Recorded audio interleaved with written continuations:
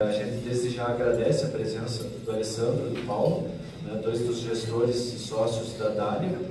Eles vão hoje falar um pouquinho sobre o cenário econômico e apresentar o fundo que eles vêm coordenando, que vem tendo performance exemplar, sendo destaque no Brasil inteiro. Vamos deixar um show com eles, né, os astros da nossa manhã aqui. O Alessandro é um analista já muito conceituado, reconhecido no mercado. Paulo, experiência de Santander Asset, né, gestor de risco, também bastante conceituado. Vamos ouvi-los e aproveitar toda essa oportunidade que a gente está tendo de trazer dois grandes gestores para a nossa cidade. Tá? Obrigado.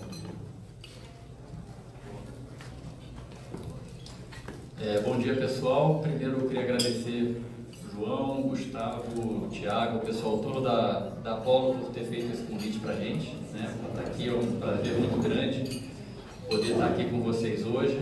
Agradecer ao Daniel também pelo espaço, né? Aqui no Planalto Select. A gente vai contar um pouco aqui três assuntos rápidos, tá?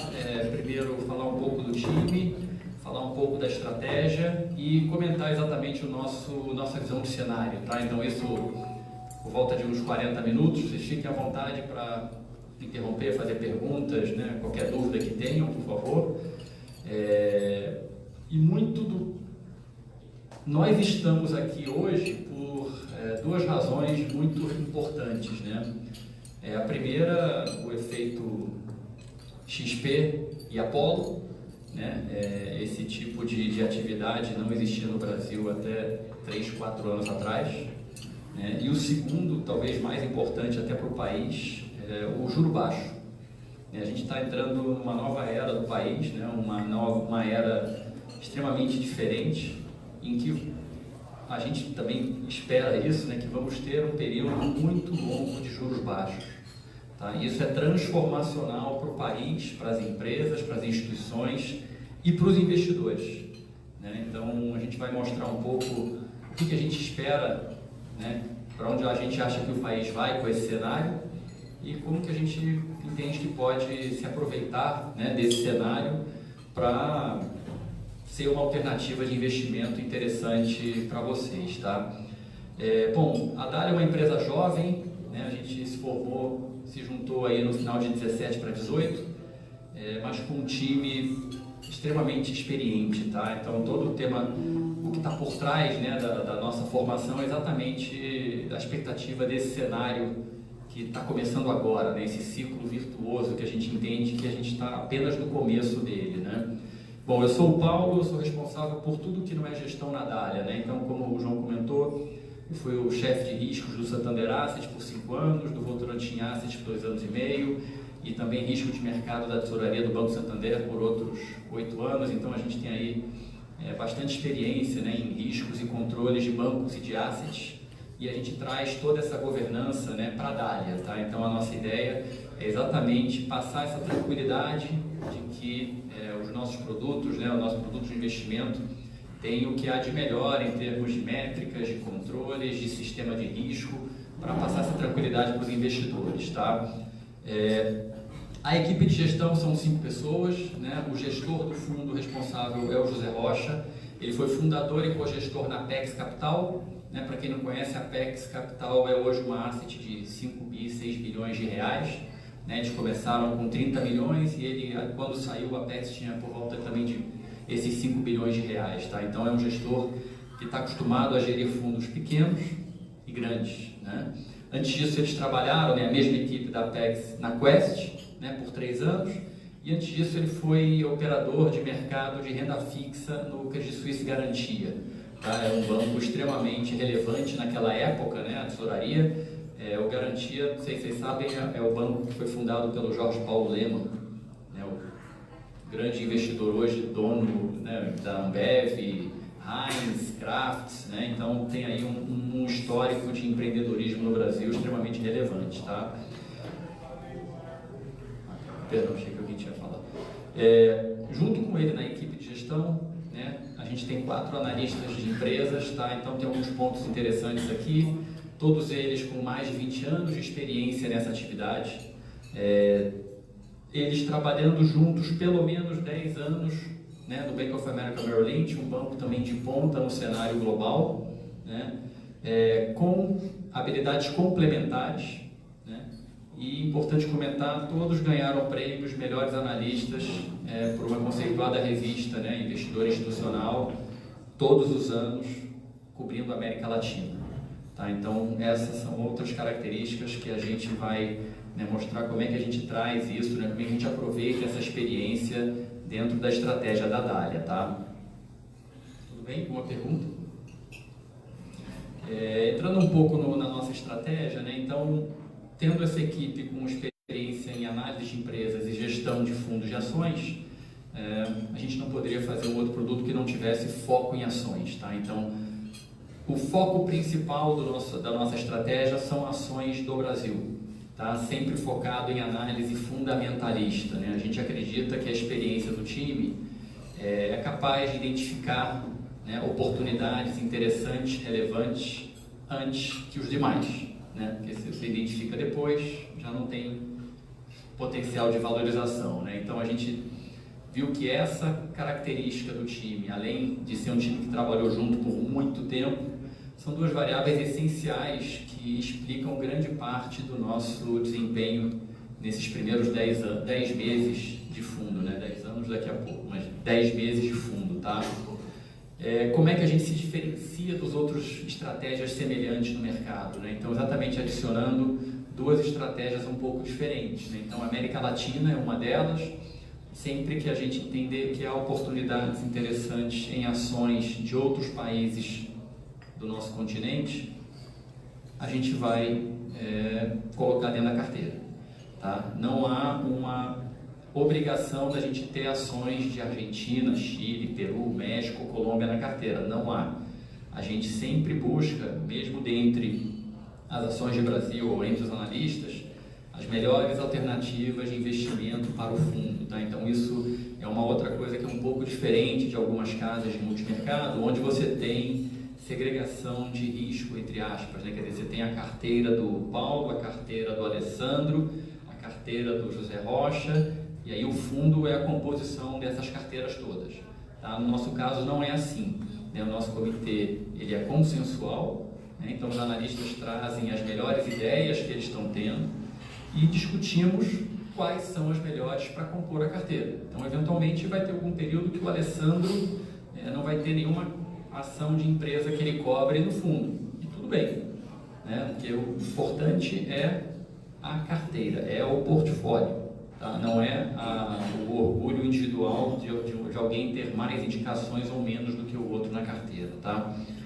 E a outra camada de alfa, que a gente adiciona, né, outra estratégia que a gente adiciona ao fundo como diferencial é renda fixa, né? Então a gente hoje tem aí no mercado uma opção de fundos multimercados como macro, né, vamos dizer assim, né? Então o multimercado macro é um fundo que opera muito mais renda fixa, né? E os long bias ou fundos de ações operam ações, né? Então a gente é um fundo multimercado que opera foco em ações e que também opera renda fixa, né? Então esse é um outro diferencial que faz com que a gente consiga, né, proteger a carteira em eventos mais incertos, mais problemáticos no mercado, né? A gente vive no Brasil, né? Tudo bem que a gente está caminhando aí para um cenário de juros mais baixos, esse tipo de coisa, mas a gente ainda é Brasil. Então, a gente tem eventos esquisitos, né, o tempo todo aqui, e aí até briga no Twitter a gente tem agora, né?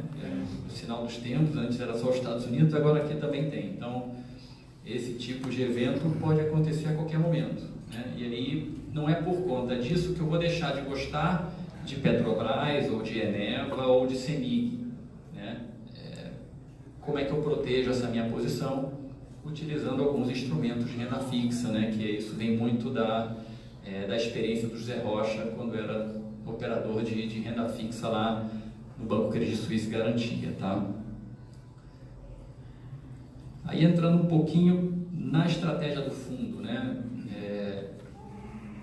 O que também nos ajuda a nos proteger em momentos ruins, a diversificação, tá? Essa é uma palavra muito importante, ela vale desde o investidor que está começando, né, a olhar o mercado financeiro, como para a gente também, né? Então, a gente não gosta de perder dinheiro, então a gente tem sempre 20, 25 nomes na carteira, né? Então, essa diversificação permite que em momentos ruins a gente não tenha perdas relevantes, né? E ao mesmo tempo a gente tem uns tamanhos de posição também que nos permitem sobreviver se houver um evento muito negativo. Então, uma posição grande dentro da nossa carteira é de 8% do patrimônio, não é 15%, não é 20%.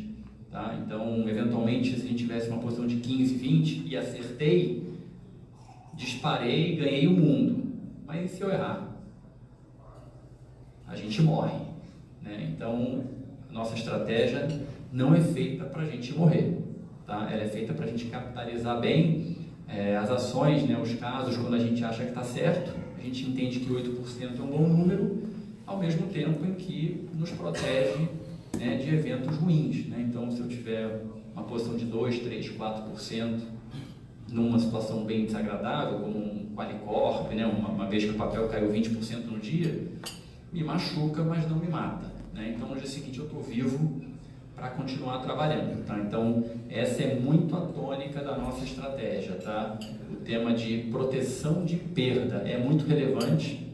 Depois a gente vai mostrar um gráfico comparativo, né, do nosso desempenho contra o Ibovespa. Então, vocês vão ver como que a gente reage quando o Ibovespa tem quedas acentuadas, né, que a gente teve bastante exemplos desse de um ano para cá, tá?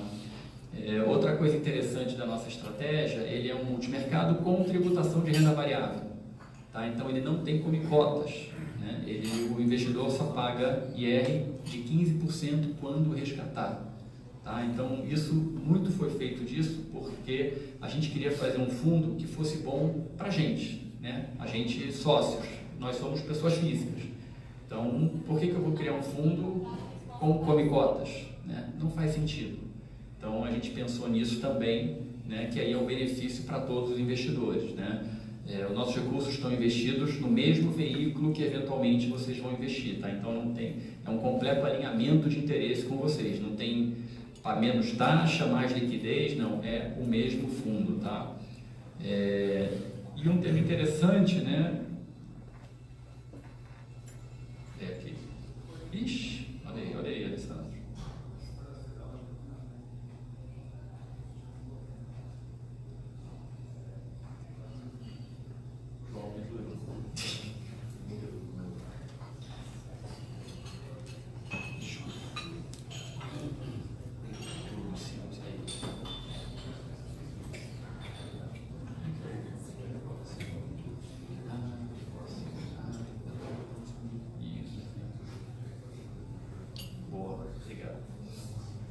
Esse tema aqui é extremamente relevante, né? O risco estimado. Isso aqui, ele significa... Isso aqui significa mais ou menos metade do risco da bolsa, tá? Então, é um instrumento que a gente decidiu montar que permite ao investidor começar a sentir um pouco de como é investir na bolsa com metade desse risco, né? Dentro desse processo, né, de educação financeira que o Brasil vai passar, né, que os investidores, pessoas físicas vão passar, você vai ter aí de novo um período de juros baixos por bastante tempo, né? A gente vai mostrar o CDI de 1% ao mês, nunca mais, né? Vamos ter que vir para risco de alguma forma. Então a gente entende que esse é um instrumento, né, o DALIA Total Return, extremamente interessante para o pessoal se acostumar um pouco com o risco de bolsa, né? Então você vai conseguir sentir, né, se aproveitar da bolsa quando ela subir, dos eventos positivos da bolsa, ao mesmo tempo que você vai ter um sofrimento bem pequeno, né, quando a bolsa tiver um período negativo, tá? Então essa é muito a nossa ideia, tá, para esse produto. A gente lançou também no mês passado um fundo de previdência com estas características, tá, com essa mesma estratégia. Ele é um fundo que está também não, mas ele está com exclusividade, né, com a XP, né, distribuição da XP, e ele é um fundo que vai ter, até por conta das restrições, né, da SUSEP, né, por ser um fundo de previdência, um nível de risco um pouco menor ainda, tá? Então, Se a gente fala aqui de 10% ao ano, mais ou menos, para o total return, no nosso fundo de previdência a gente estima que vai ter um risco de 7%, 8% ao ano, mais ou menos, tá? E a vantagem dele é que ele não cobra taxa de performance, tá? Então a gente entende que isso ao longo do tempo é extremamente interessante para esse fundo de previdência, e ele mesmo com esse nível de risco mais baixo, ele vai ter um desempenho muito próximo do Dália Total Return, tá? Alguma dúvida? Tudo bem? Bom, vou passar agora a palavra para o Alessandro, né? Ele vai explicar um pouco o cenário que a gente está vendo para frente, né? Depois a gente mostra um pouco do nosso desempenho passado, né? Que foi extremamente eficiente, né? Muito bom em termos relativos e absolutos, mas passou, né? Então, como que a gente espera, né, ganhar dinheiro de novo nesse novo cenário, né, que está chegando aqui para o Brasil, que a gente espera que fique por alguns anos, pelo menos, tá?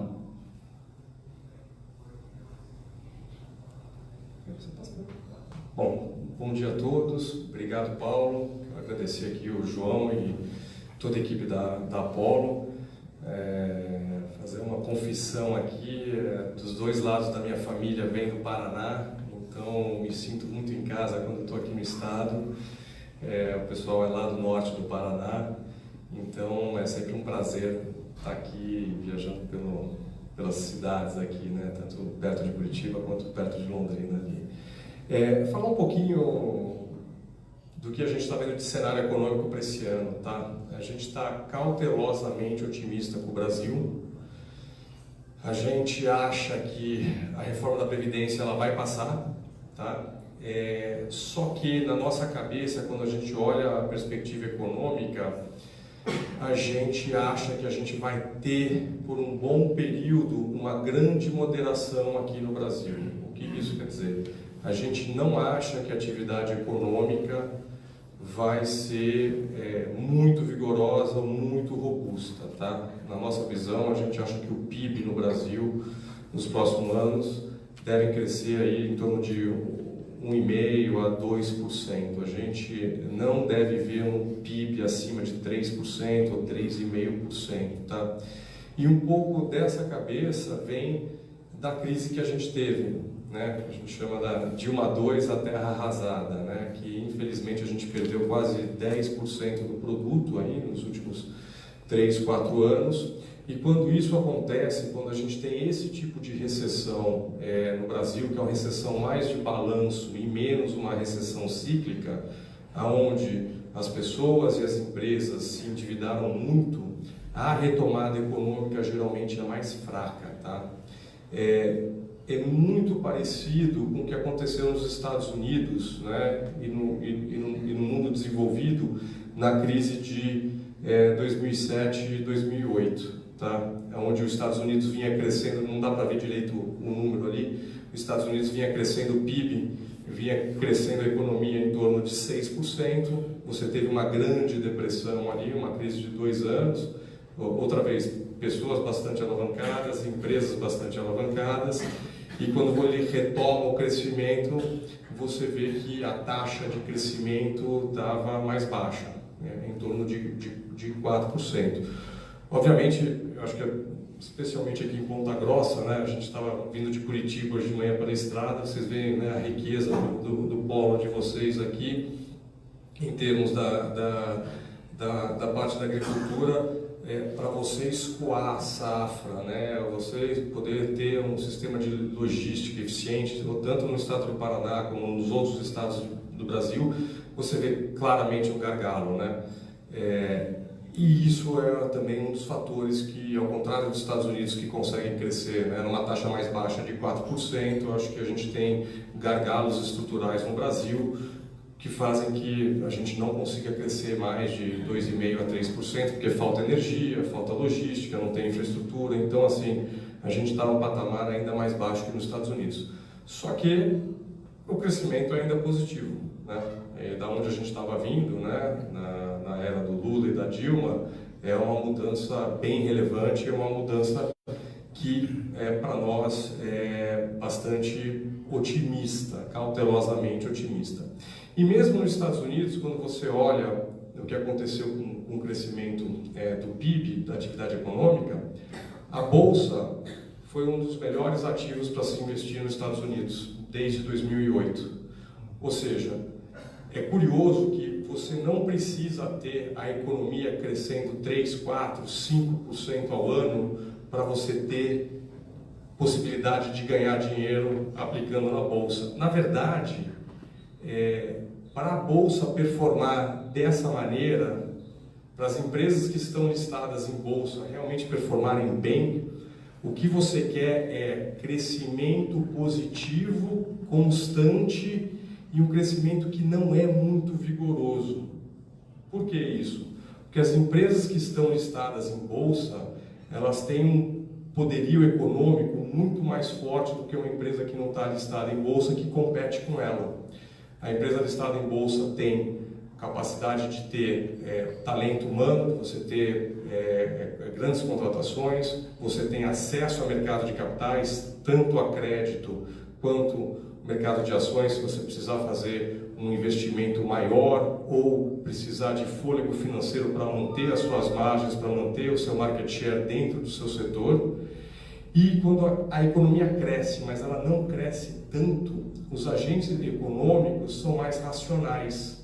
Quando a economia está crescendo 4, 5%, os competidores dessa empresa listada em Bolsa, eles agem de forma irracional. Eles tomam mais empréstimo quando eles não deveriam, eles se alavancam mais, eles machucam mais o mercado, jogando o preço para baixo, tentando fazer dumping e atacando mais fortemente as empresas maiores listadas em Bolsa.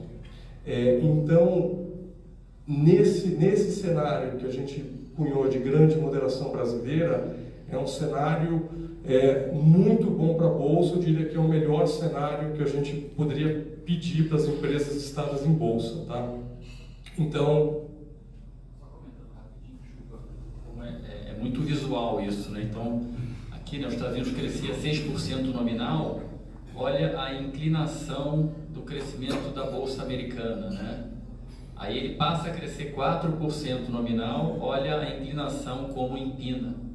Né? Então, visualmente fica muito claro, né, que uma economia crescendo de forma mais moderada é mais benéfico para a Bolsa de Valores, né, para as empresas listadas. E isso, outra vez, é um pouco contraintuitivo, tá? Mas assim, na nossa análise dos últimos 20 anos, a gente vê que as perspectivas para a Bolsa realmente são muito boas a partir desse ano, né? Especialmente se a gente tiver a reforma da Previdência, e isso a gente vai ver isso por vários anos, tá? O segundo ponto que eu queria fazer, isso aqui eu não vou entrar no detalhe técnico, isso aqui é uma regra de Taylor do modelo econométrico. Basicamente, o que isso quer dizer é que a gente vai ter juros mais baixos no Brasil por mais tempo, tá? E isso é um pouco do gancho que eu falei no slide anterior, ou seja, a recuperação da economia ela vai ser mais lenta, né?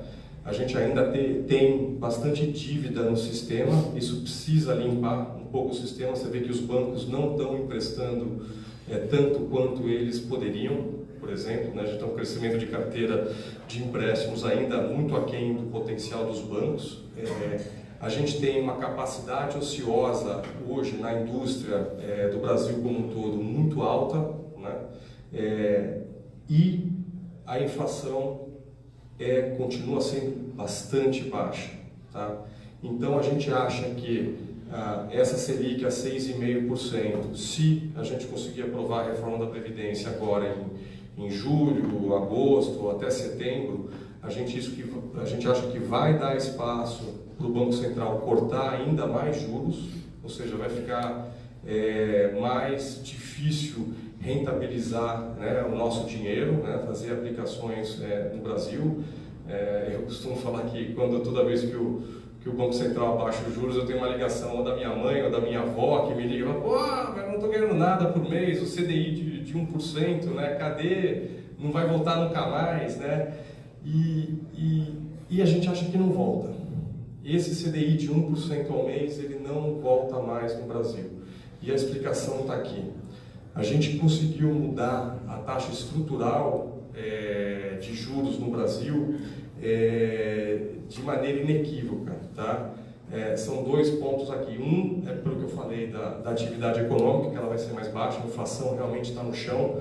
A gente teve um pouco de susto ontem na coleta de inflação, mas era mais na parte de produtos agrícolas, você teve quebra de safra, tá? Mas é não recorrente esse efeito, a gente acha que o efeito base continua ainda muito baixo, atividade muito fraca, ou seja, os juros vão continuar caindo, e mais importante que isso, houve mudança no BNDES, a gente não tem mais a TJLP, a gente não tem mais a molezinha dos amigos do rei comprando caminhão a 2% de juros por ano. Isso acabou. E quando você tira o subsídio do mercado de crédito, que no Brasil é 40% do mercado de crédito, você tem que ter, por conta desse subsídio, uma potência monetária de subir juros muito mais alta do que ela deveria ser. Se você tira o subsídio do mercado de crédito, né, todos esses empréstimos do BNDES com juros subsidiado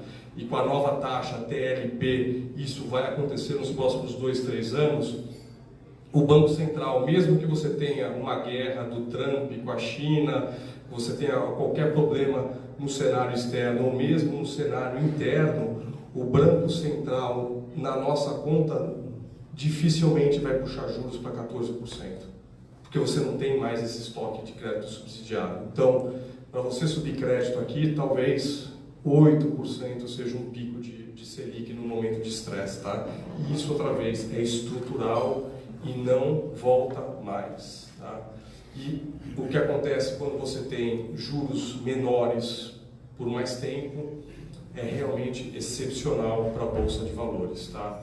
Você tem empresas podendo planejar melhor o orçamento delas, podendo fazer mais investimentos, pagando menos juros para banco, então ela pode pagar, por exemplo, mais dividendo para os acionistas, e isso corrobora outra vez mais uma vertente positiva para o mercado de capitais no Brasil.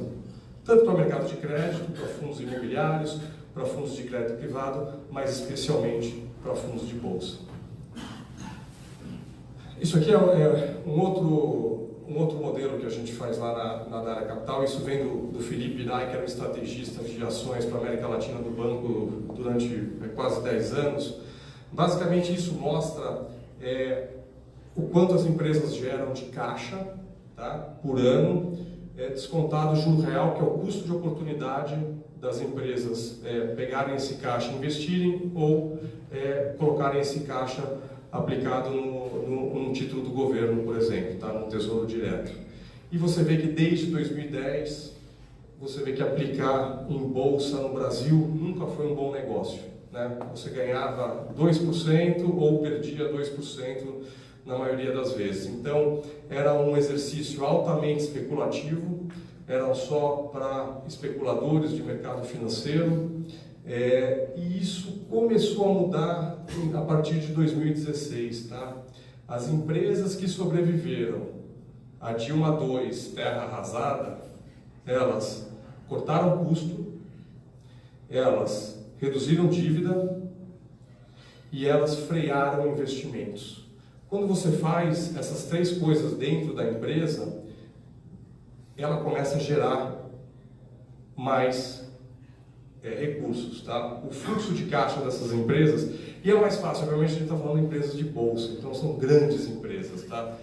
Empresas obviamente menores, isso não quer dizer que você fez tudo isso e aí começou a gerar mais caixa, mesmo porque nesse período o PIB não estava crescendo, você não tinha nenhum incremento de atividade econômica, mas para as empresas que têm um poderio econômico maior, elas realmente mostraram que elas estavam gerando mais caixa. E junto com isso, né, o juro real começou a cair, porque o Ilan, que estava no Banco Central, começou a reduzir juros, porque o país estava numa recessão, ou seja, o montante que você ganha aplicando na Bolsa, tá, nas empresas da Bolsa, saiu de menos 2% para 6%.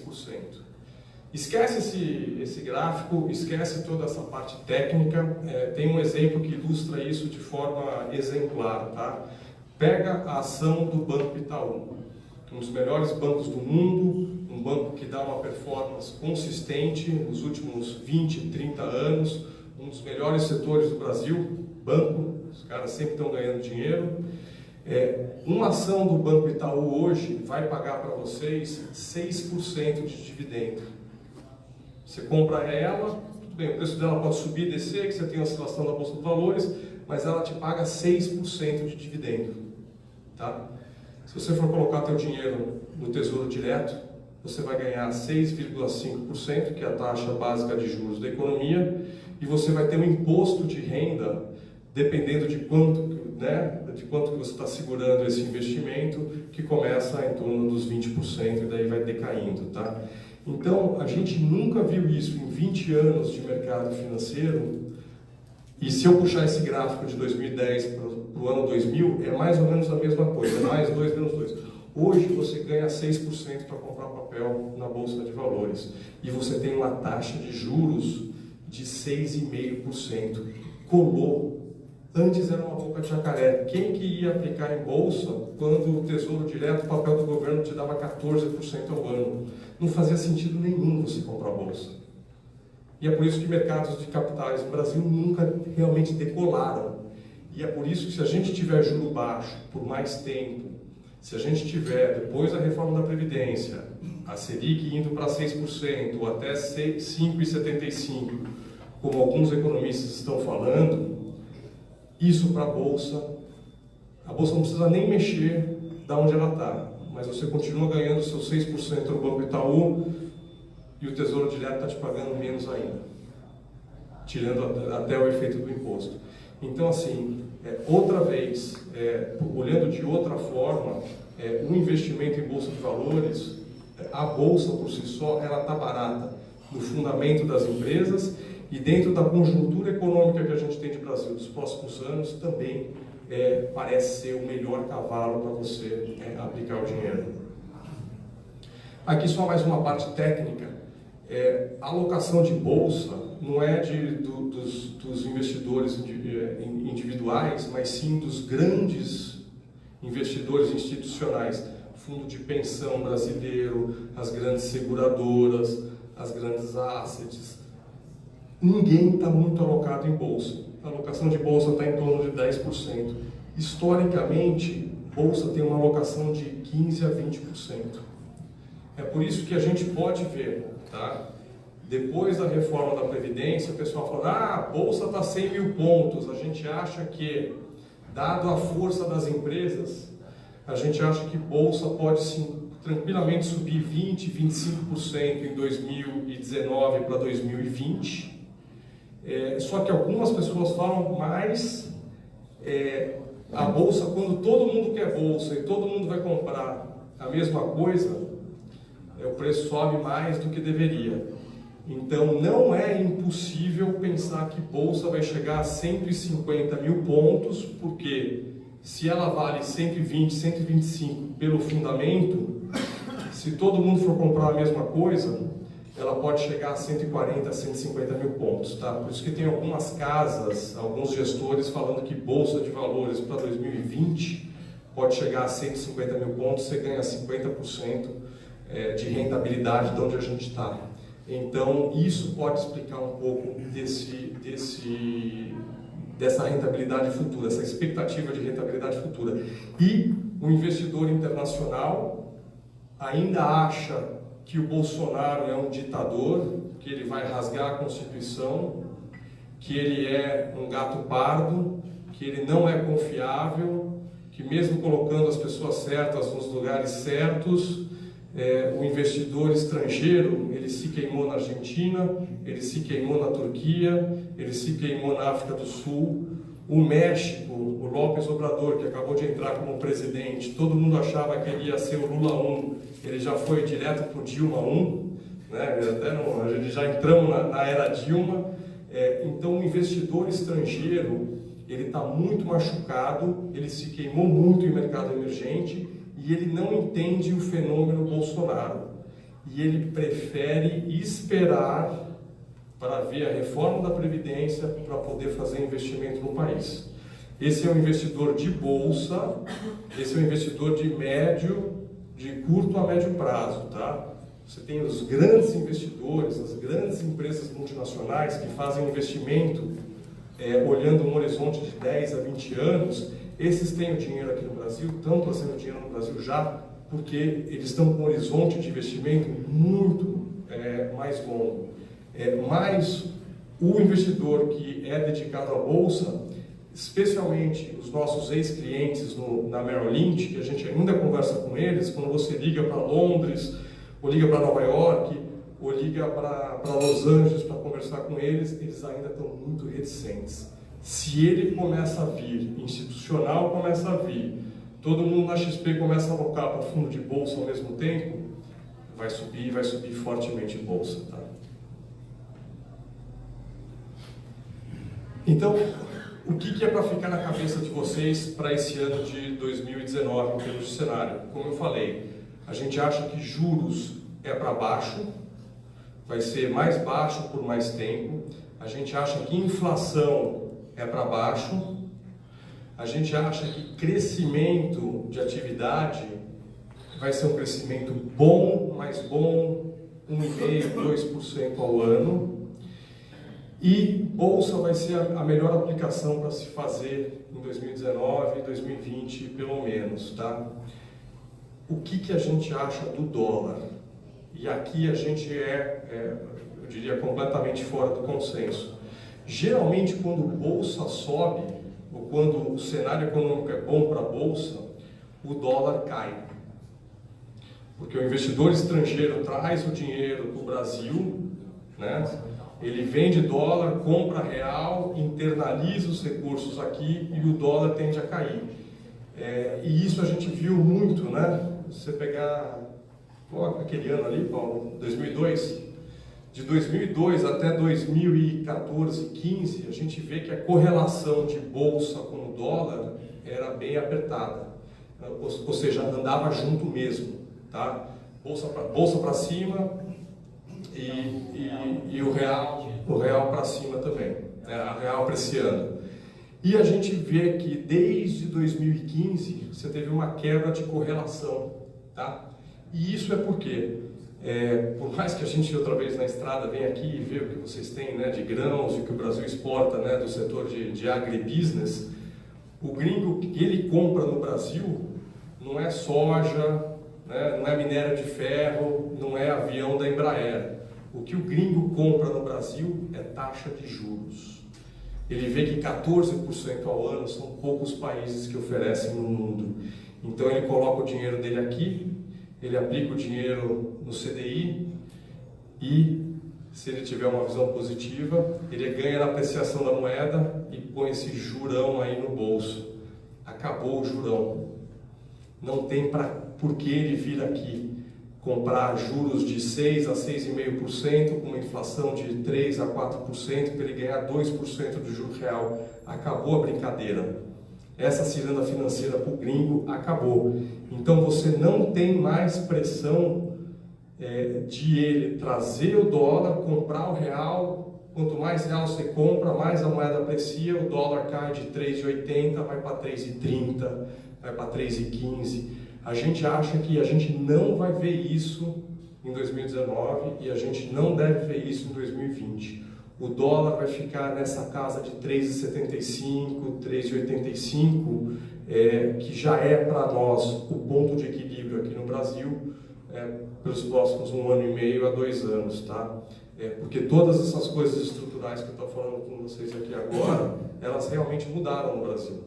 E isso vai impactar também como a moeda se comporta. Então bolsa para cima, o dólar vai ficar forte, e a gente vai ter juros menores, com uma atividade mais morninha, e só para finalizar,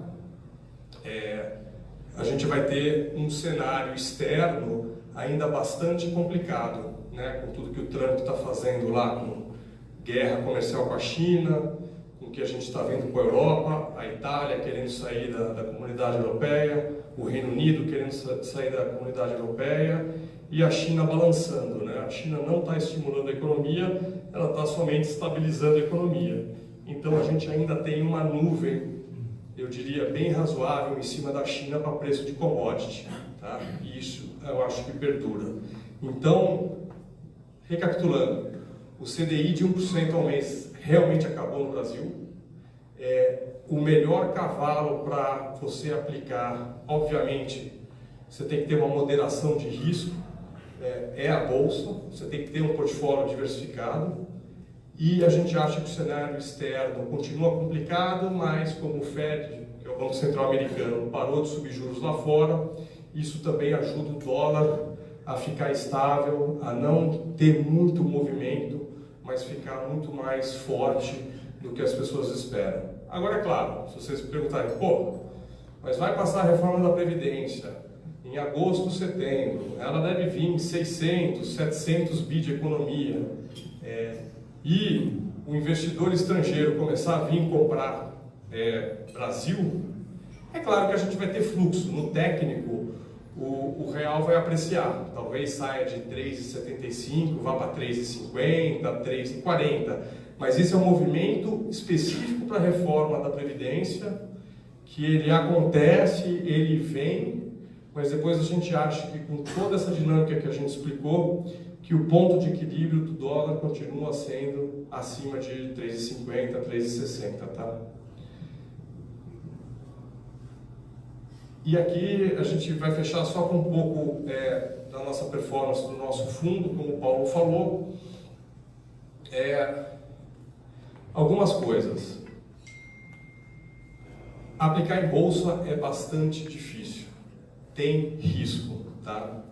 Então, quando a gente parou para pensar em fazer um produto onde nós, os sócios da Dália, iam colocar o nosso dinheiro proprietário, o dinheiro das nossas famílias nesse fundo, e lembrando que os 6 sócios da Dália Capital têm 70% do patrimônio líquido nesse mesmo veículo que vocês podem aplicar, ou que o mercado todo pode aplicar, é porque a gente parou e pensou de como fazer um produto de bolsa, tá? E a gente fez um cavalo manso, tá? Se você pegar um fundo de ações, que é o FIA, que é 100% ações, a gente chama isso de um cavalo bravo, porque você está comprado 100% em ações. Então o negócio sobe, desce, a tua cota vai subir e descer, tá?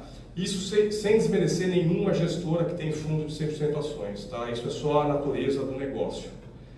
A gente montou um fundo onde a gente tem uma parte comprada de bolsa que é só 50% do dinheiro do fundo. Ou seja, quando o Paulo está fazendo a modelagem de risco e quando a gente está tocando o fundo, a gente aloca tudo mais constante, somente 50% do dinheiro em bolsa. Então, a gente tem 50% do risco de bolsa. O que isso quer dizer? A gente chacoalha muito menos quando você tem oscilação de bolsa, tá? Então, ele é um fundo que traz uma certa segurança, tá? Quando a bolsa cai, então aqui na greve dos caminhoneiros, o ano passado você teve fundo que no mês de maio perdeu 8% na cota, né? Chacoalhou muito, e na nossa cota a gente ficou mais ou menos no 0 a 0, tá? Por quê? Porque a gente compra só 50% de bolsa, a gente tem dentro das aplicações de bolsa setores mais defensivos, como energia elétrica, a gente tem setores que são exportadoras, ou seja, que você está comprado no dólar, quando você tem uma crise o dólar tende a subir, a gente se beneficia. Os outros 50% do fundo, a gente tem uma parte que é bastante comprada em juros, ou seja, a gente carrega uma posição de liquidez boa, se der algum problema, e a outra parte do que a gente tem no fundo a gente trabalha comprado em dólar ou vendido no índice da bolsa, ou seja, isso é tudo proteção de hedge que a gente faz. Isso a gente faz quase que diariamente.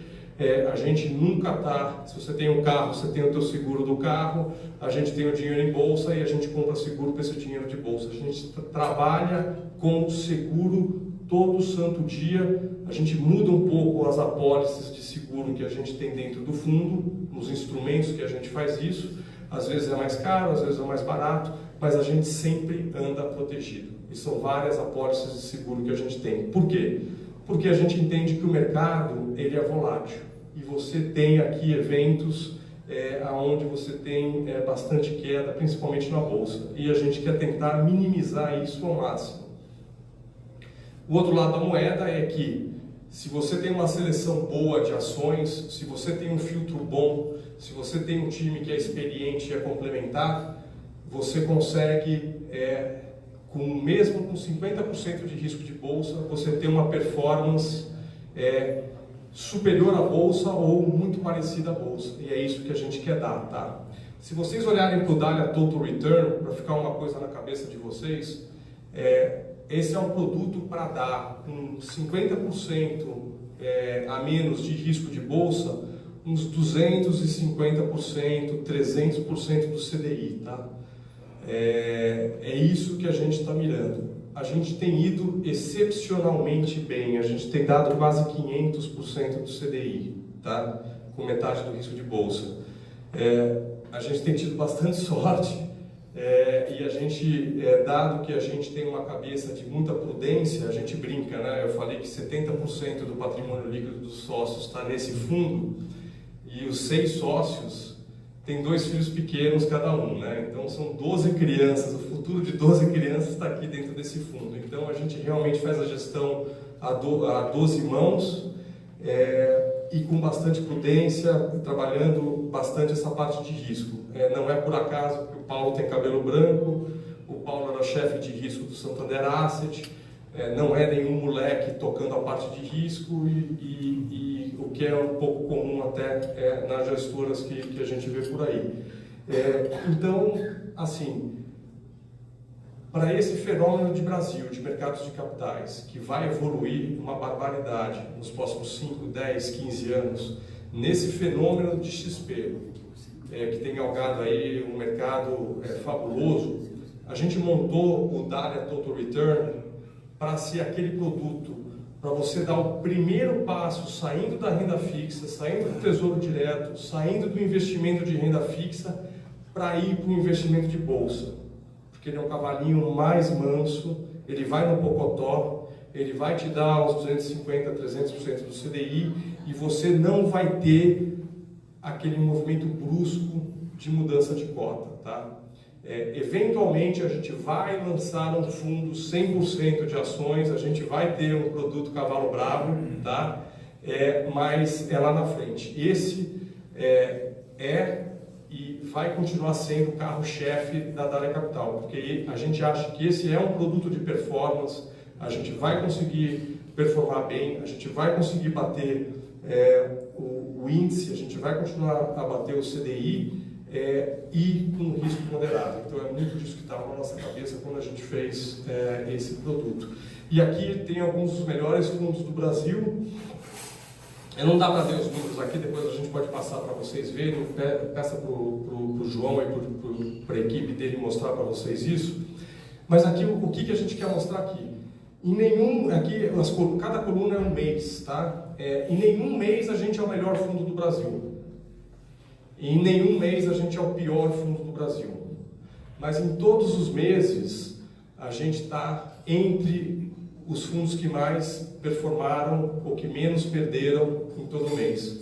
E mês a mês, né, a galinha vai enchendo o papo e a gente consegue ter, quando você vai para a última coluna, que é o acumulado de 10 meses, a gente consegue ter a melhor rentabilidade de todos esses fundos que a gente está listado aqui, né, que é essa coluna de acumulado, né, que a gente está dando 26% em 10 meses, né, de retorno.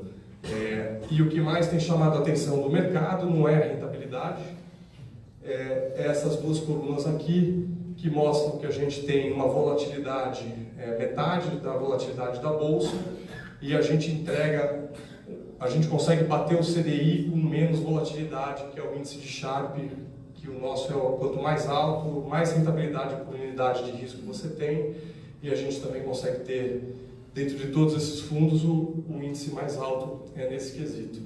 Então, assim, tem sido incrivelmente difícil navegar a eleição do Bolsonaro, está sendo incrivelmente difícil navegar o mercado antes da gente ter a aprovação da reforma da Previdência.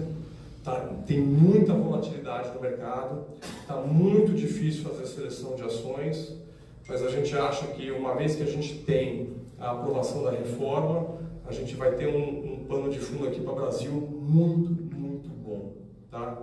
Eu acho que o Brasil vai ser uma das grandes histórias para se investir no mundo, porque da parte política, pelo menos, a gente se acertou, a gente está indo na direção certa e não tem nenhum risco político. O risco é de execução da agenda liberal do Paulo Guedes, tá?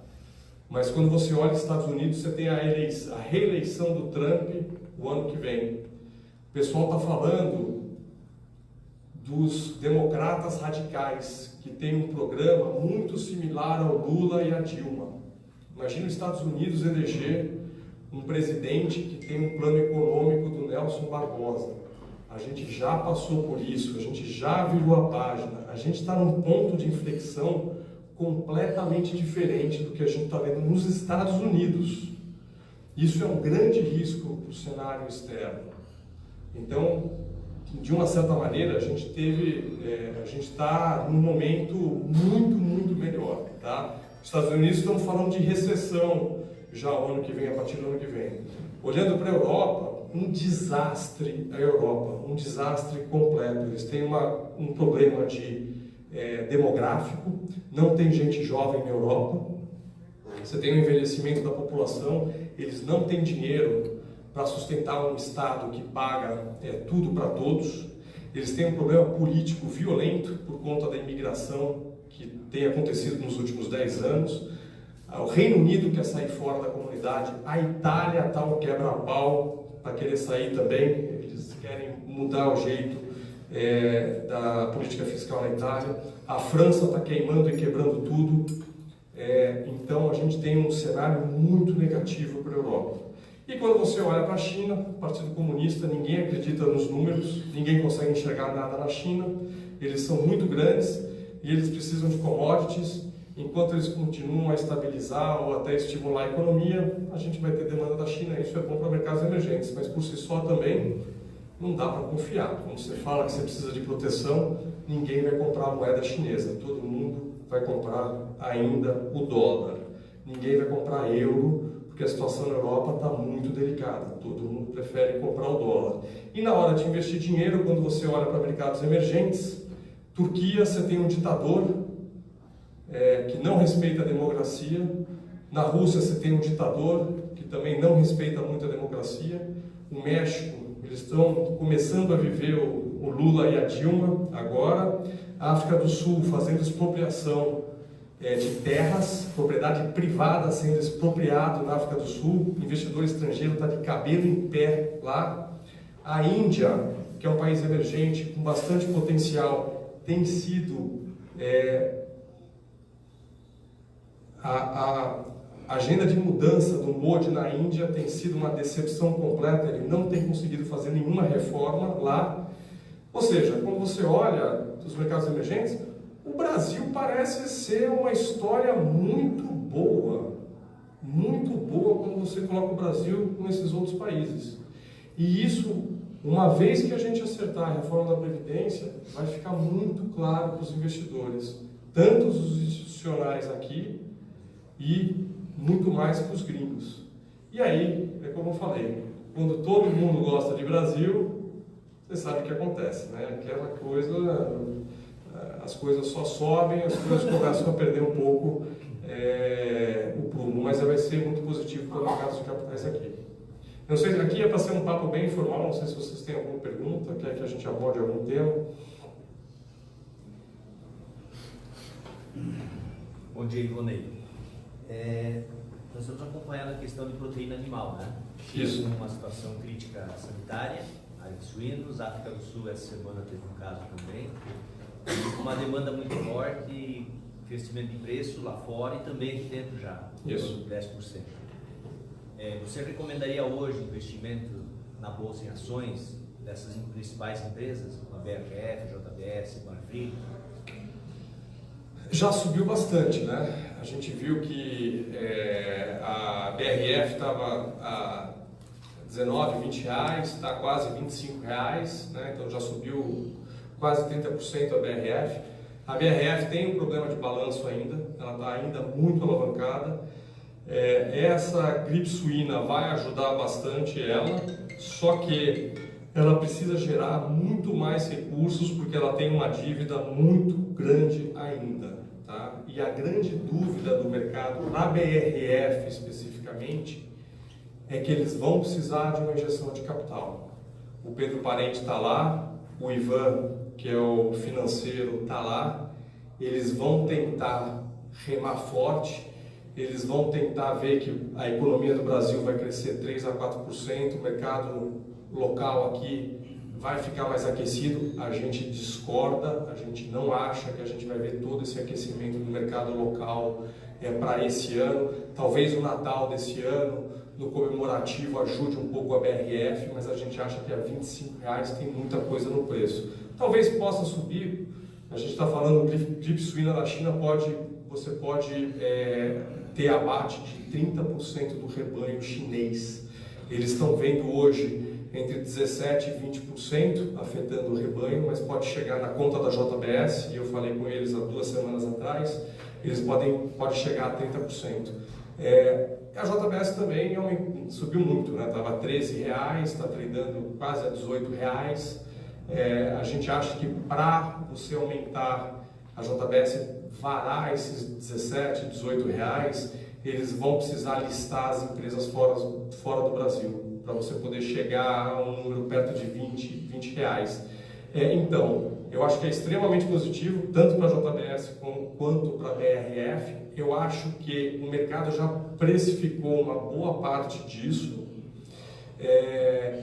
e eu acho que assim, não tem muito, pode não ter muito o que cair por conta dessa esquisada que você tem de oferta, né, global, mas também não vejo assim que você dá para ganhar 50% nessas ações hoje, tá? E a outra coisa, a gente está muito preocupado com o cenário global fora a parte do agribusiness, por conta do que está acontecendo nos Estados Unidos, o trade war com a China, essa guerra comercial, e a gente acha que maio vai ser um mês bastante difícil. Então, quando a gente olha para o Paulo, quando a gente olha para a equipe de gestão, a gente está abaixando vela, a gente está reduzindo risco, a gente está indo bem pequenininho para o mês de maio, porque a gente espera bastante turbulência do mercado externo, tá? Talvez, se a gente tiver bastante turbulência no mercado externo, você tem o preço desses papéis caindo por conta do externo, e você pode ter um bom ponto de entrada, talvez comprando JBS abaixo de R$15, talvez comprando BRF mais perto dos R$20, aí seria uma excelente oportunidade de você comprar esses papéis, tá? Mas no curto prazo, eu diria que, a não ser que a gente veja que foi realmente 30% do rebanho suíno que foi dizimado na China, e que a gente tem uma recomposição de preço de acima de 20%, que mais ou menos já está no preço de BRF e JBS.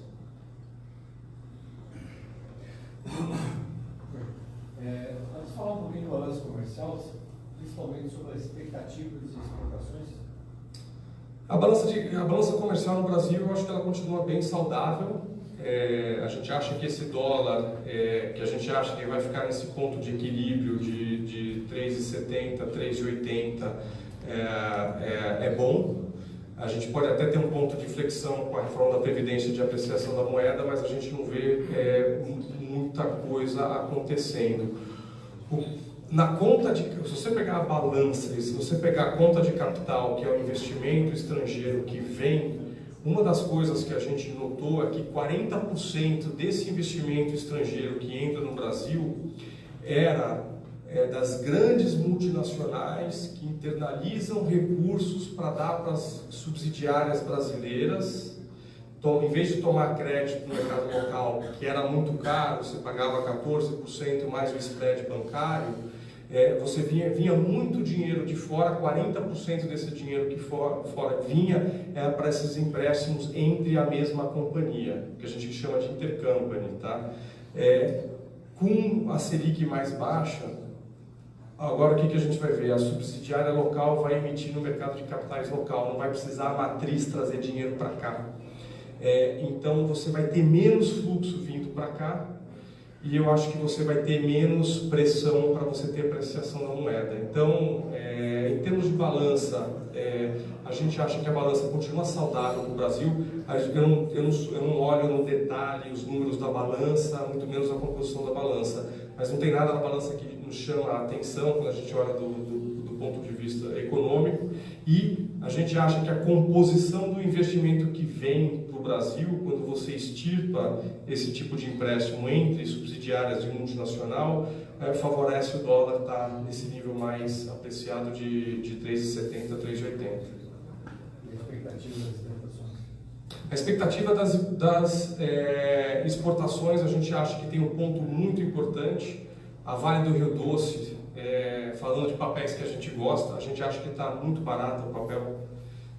A gente acha que quando a Vale parou de produzir minério de ferro em Minas Gerais, onde teve a tragédia, o que aconteceu? Você diminuiu a oferta, o preço do minério de ferro subiu de 65 a 70 dólares, está quase 100 dólares hoje. Então isso para a Vale, para a geração de caixa de Vale, é muito forte o efeito, e a gente acha que isso pode ajudar bastante a balança, essa questão do minério de ferro. E não é só Vale, vê o que aconteceu com o papel da CSN. A CSN subiu uma barbaridade, subiu 60%, 70% por conta do preço de minério de ferro. Isso vai certamente afetar a balança. Uma outra questão é, acho que suco de laranja, que a gente pode ter desdobramentos aí com o Brexit, né? Se você vê o suco de laranja que é consumido no Reino Unido, quase que a maior parte desse suco de laranja que eles consomem lá vem do Brasil. Se o Reino Unido sair da comunidade europeia, o navio saía aqui do Brasil, atracava na Holanda, eu acho que era em Roterdã, e ia de caminhão para o Reino Unido. Se o Reino Unido sai, você não tem mais essa parte de aduana, né, do mercado comum europeu, o navio vai ter que atracar em algum outro porto inglês e não sabe se tem infraestrutura para você fazer o atracamento. Então, assim, muita coisa pode mudar por conta da saída do Reino Unido da comunidade, mas a gente acha que com esse dólar mais apreciado, com a questão do minério de ferro, a balança tende a ser mais favorecida, tá? Eu não tenho um número aqui de cabeça para te passar de exportações, mas a gente acha que a pauta ainda é positiva. Fechou naquilo que você está falando, você tem um cenário ruim em vários parceiros do Brasil de exportação. Sim.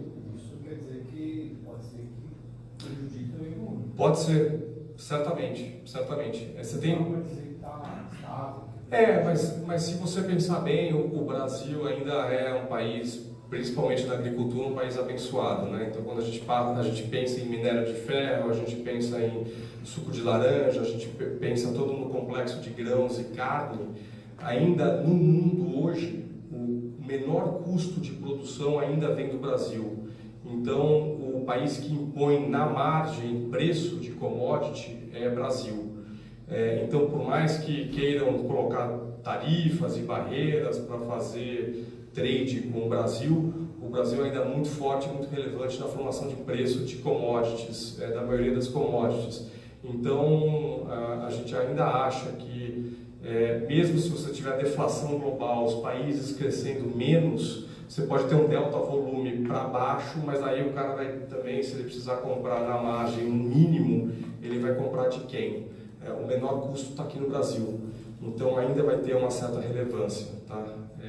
Eu acho que é mais fácil você ter, sei lá, desconto em preço e manter um pouco mais o volume, do que você ter queda de volume e também queda de preço.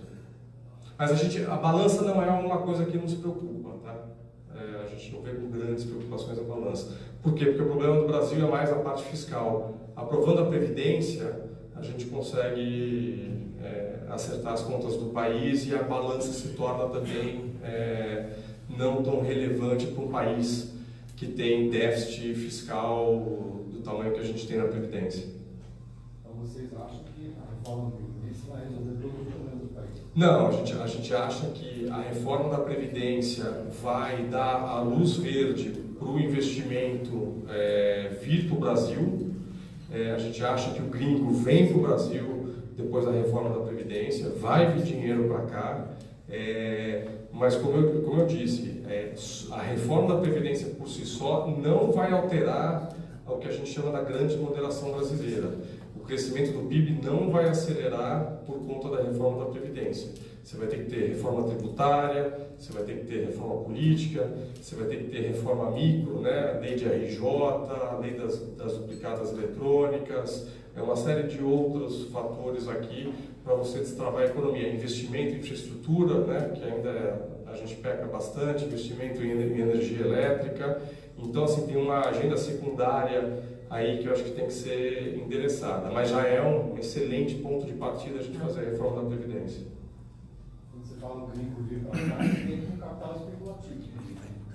Ele vem, eu acho que ele vem com capital especulativo, ele vem menos porque a taxa de juros aqui está menor, então ele também não vem com tanta sede assim, e eu acho que a composição desse capital ele vai ser menos especulativo, porque o juro aqui está baixinho, né? Não tem muito para ele ganhar de juros aqui, e vai ser um capital mais de formação de ativo fixo, né? De investimento ou em bolsa ou investimento em ativo real, melhor.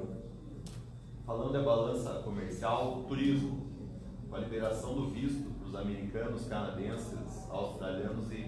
Acho que vai ser bom para você aqui. Falando da balança comercial, o Brasil tem 6 milhões de turistas estrangeiros, patinando esse número há 10 anos. Se, digamos, aumentar 50% o número de turistas estrangeiros no Brasil, como é que fica o câmbio? Vocês veem assim? Eu não tenho sensibilidade eu não sou um cara que olha não sou de nenhuma forma especialista de balança e fazer essa parte mais macro. Quem faz isso, na verdade, é o Zé Rocha, né? Eu acho que, outra vez, é um sinal positivo. Eu acho que é um sinal que o governo quer ser mais engajado dos países que pagam mais, os países ricos, para a gente ter mais relacionamento aqui. Agora, o quanto disso vai impactar essa parte macro de balanço, eu não precisaria voltar para você. Eu pergunto para o Zé e a gente tenta te dar uma resposta. Obrigado. Agora uma pergunta da tua área.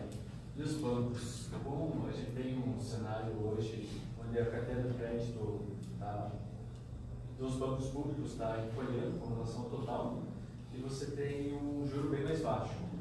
Os bancos dependem muito hoje da carteira de crédito, exceto Itaú, que Itaú é um monstro, né? Acho que só 50% do lucro depende da carteira de crédito. Mas e qual o impacto no retorno dos bancos nesse cenário de juro mais baixo, dado que muita gente compra ações de bancos justamente por ter uma previsibilidade no retorno na taxa dos grandes bancos de 20% ao ano ou constantemente? Isso. Assim, a agenda do Banco Central ela é muito clara. Eles vão abaixar, fazer tudo para aumentar a competição, para você abaixar o spread bancário. A gente acha que também essa agenda não tem mais volta. Então, eles vão abrir para a fintech, eles vão abrir para maior competição, eles já fizeram um cadastro positivo, isso impacta quase 100 milhões de brasileiros.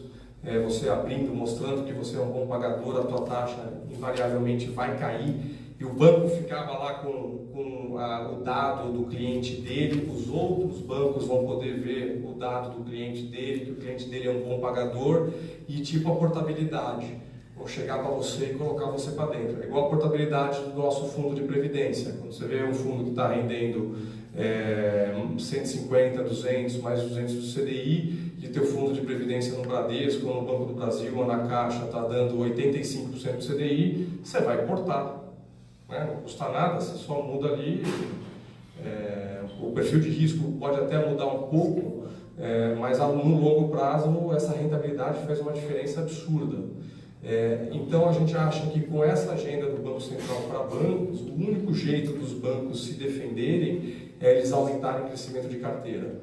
Hoje a projeção é deles crescerem 7% a 8% nominal. Os bancos podem crescer muito mais que isso. Eles só estão esperando a Previdência ser aprovada. Eu tenho financiamento imobiliário no Santander, no Banco Itaú. Caro, muito caro. O meu filho nasceu, eu tenho uma filha de 5 anos, tenho um filho de 3 anos, e aquela coisa, né? A mulher fica lá falando, precisa de um lugar maior, fui lá, comprei um apartamento no pico da crise, estou com um financiamento de 12%. E eu sou do mercado financeiro, eu não queria de jeito nenhum falar, não, para que pagar 12%? Mas você não tem controle de certas coisas na vida, né? Aí, e aí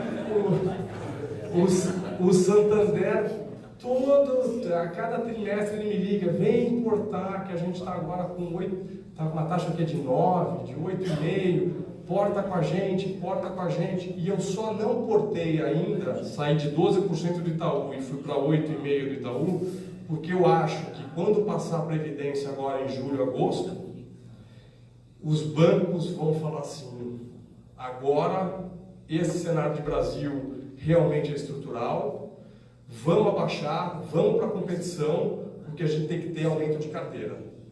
Então aí eles vão pisar no acelerador, não vai ser uma coisa violenta da noite por dia, mas eu tenho certeza que até o final do ano eu vou conseguir portar com uma taxa muito melhor do que 8,5% de algum banco, seja da Caixa, do Santander. Então eu tenho segurado o meu financiamento imobiliário. Mas eu acho que isso também, quando você consegue soltar essa amarra e quando os bancos começam a emprestar outra vez de verdade, querendo realmente irrigar o sistema de crédito, a gente vai ter muita opção. Outra vez, tem economista falando que Selic vai para 5,5% no final desse ano. Assim, a gente águas nunca antes navegadas, né, no Brasil. Isso muda tudo. Tudo. Porque mesmo se você tiver um choque externo, que o Banco Central vai ter que subir juros, porque o dólar passou de 4, não sei o quê, ele vai subir juros para quê? Para 7%, 7,5%, vindo de 5,50%. Assim, é um outro patamar que a gente está falando, não vai para 14 outra vez. E todo mundo que viveu de renda, e a minha família, assim, viveu maravilhosamente bem de renda, né? Os caras não trabalham muito, dá o CDIzão, 1% ao mês, está tudo bonito. Agora vai ter que colocar, vai ter que achar um agente, um especialista em investimento e vai ter que fazer escolhas e colocar em fundos, fazer alocações para fazer o dinheiro render. Isso não tem jeito. E não tem volta. Depois você passa o contato deles, eu digo. E é por isso que a gente está vendo esse fenômeno da XP, porque os bancos, o atendimento da área de fundos dos bancos era uma relação incestuosa. O banco tinha o cliente era dele, tinha um fundinho CDI ali, aquele fundinho mais ou menos ali. O cliente, quantas vezes eu tenho cartão de crédito, eu tenho filho, eu tenho que deixar meu dinheiro aqui no Itaú, porque eu tenho que pagar cartão de crédito, eu tenho que deixar o dinheiro aqui aplicado. Era difícil sair, né? E com a Selic a 14%, você ganhava 10, 12 ali, tá ótimo, né? Não precisava, né, tá focado. E agora tudo isso mudou. E aí as pessoas estão percebendo que os produtos oferecidos pelos bancos, né, pela culpa dos próprios bancos, né, não eram tão bons quanto os produtos das assets, das gestoras independentes, né? E aí criou espaço para a gente sair da onde a gente está, para abrir a Dália Capital, e não só a gente, muitos outros, né? E criou espaço para o XP crescer do jeito que está crescendo, né? Uma barbaridade, porque o mercado é gigante no Brasil e ainda é mal atendido. Então, a gente vê isso com muita clareza. No nosso setor, a gente vê esse movimento dos bancos de ter o produto. E nós temos via Apollo, XP e outras plataformas abertas. Só que a grande questão é que hoje grande parte dos bancos tem o produto, não sabem como funciona, não sabem quem é gestor, como que trabalha esse risco, não sabem montar uma sugestão de carteira e não sabem atender o cliente. Isso. Então, eu falo bem dos bancos porque a melhor coisa do mundo é competir com eles. Sim. Hoje, graças a Deus, tem o Bradescão, Itaú, tudo. Bom, o Itaú sentiu tanto o golpe que comprou uma participação na XP, né? Queria comprar inteira. O melhor é que eles descobriram depois de comprar que eles não iam mandar em nada mesmo. Na área imobiliária, quantos vocês acham que tem espaço para valorização? Porque houve um ajuste aí, vamos falar assim, né? E hoje, se você tiver um imóvel, vamos falar em Ponta Grossa, região, né? Porque depende da localidade, né? Vamos falar dessa região aqui. Hoje faria sentido você se desfazer de um imóvel, ou a valorização dele em relação à bolsa, e aplicar numa bolsa, por exemplo, ou a valorização dele pode ser similar? Bom, eu tenho imóvel também, eu estou pensando em vender o meu apartamento de solteiro lá em São Paulo. A gente acha que se tem um ativo que ficou para trás, né, que juros caiu, bolsa subiu, o dólar subiu, uma das únicos ativos no Brasil que realmente ficou para trás é imóvel. O preço do meu apartamento, que eu não quis comprar, mas tive que comprar, hoje, o preço por metro quadrado é exatamente igual ao que eu paguei 4 anos atrás, né? É absolutamente igual. Então, eu acho que essa é uma grande fronteira que a gente vai ter de apreciação, porque a gente vai ir para o modelo que a gente tem na Europa e nos Estados Unidos. O dono da propriedade, se você tem uma valorização do preço da propriedade e você cobra uma porcentagem de aluguel sobre essa propriedade, vai ser bem melhor você viver de renda com um aluguel de propriedade do que você que está com dinheiro no CDI. Se o CDI está indo para 5,50. Preço de imóvel vai subir, aluguel de imóvel vai subir também. Especialmente se for uma localização privilegiada, onde você tem bastante demanda, e especialmente porque nos últimos 5 anos o preço de imóvel não subiu.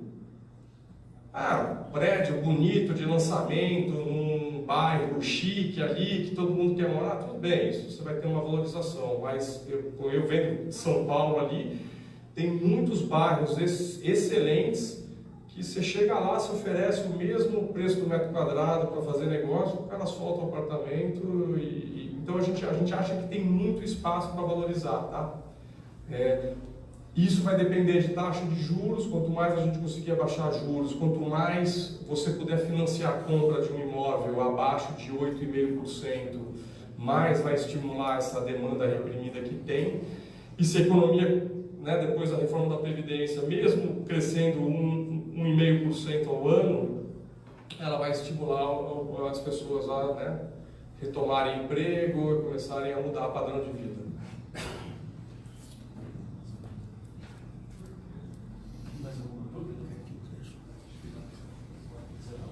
Tá ótimo, gente. Obrigado. Se vocês estiverem em São Paulo, venham conhecer a gente. A gente está lá no Itaim, vocês estão mais do que convidados. Se tiver qualquer pergunta, fala com o pessoal da equipe do João, a gente responde. Se tiver qualquer dúvida do dólar, de juros, do que a gente está achando da economia, a gente fica à disposição de vocês, tá bom? Muito obrigado.